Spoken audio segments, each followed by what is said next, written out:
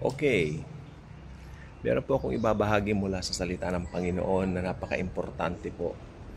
At ito po ay maski noon pa po issue na po siya dahil marami pong mga scoffers, maraming mga hindi naniniwala. Pero itong darating na panahon, kung sakaling hindi matuloy ang rapture, ay handa po ninyo yung mga nangangaral ng September 23. Dadami na naman ang scoffers. Ito po ay katotohanan na nakalagay po sa Biblia. Basahin natin. Yan.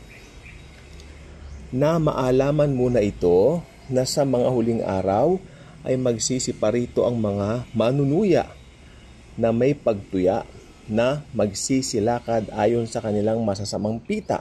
Masyadong mabigat ang salin na ito. At magsisipagsabi saan naroon ang pangako ng kanyang pagparito. Sapagkat buhat ng araw na mga tulog ang mga magulang ay nanganatili na ang lahat ng mga bagay na gaya ng kalagayan nila mula nang pasimulan ang paglalang. Makikita po natin dito na mga manunuya po sa mga nangangaral ng September 23 ay hindi yung mga Kristiyano na hindi naniniwala dito, kundi mga unbelievers.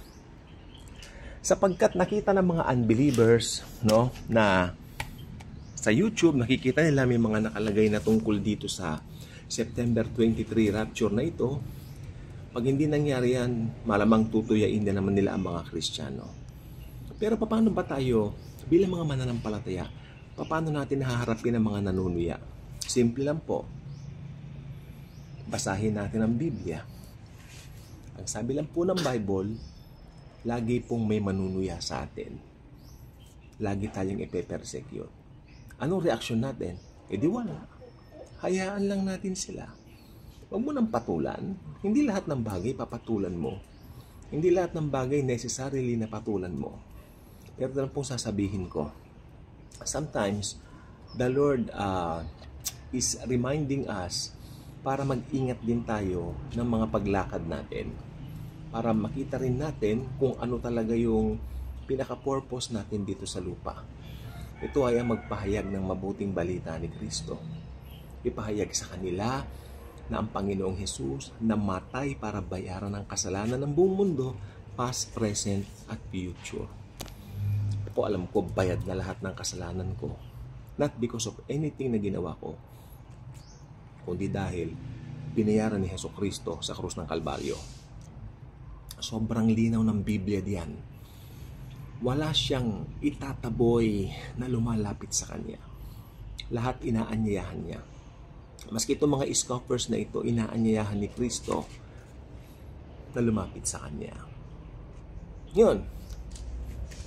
Ito pong September 23 rapture na ito ay lalo pong nag-e-escalate habang lumalapit. Tingnan po ninyo, magbukas lang kayo ng Facebook nyo, magbukas lang kayo ng mga YouTube ninyo.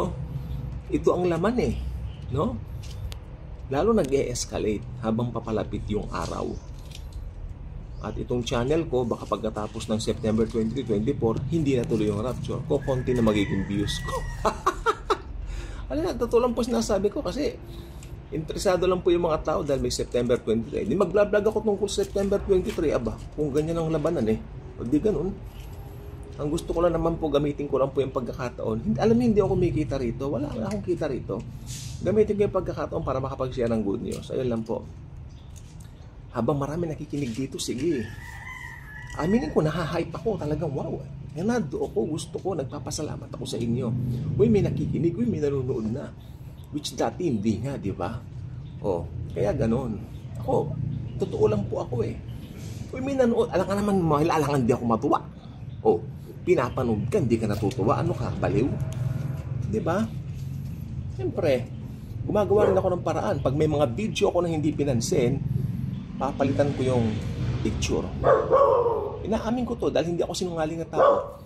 Papalitan ko yung thumbnail para panoorin po nila.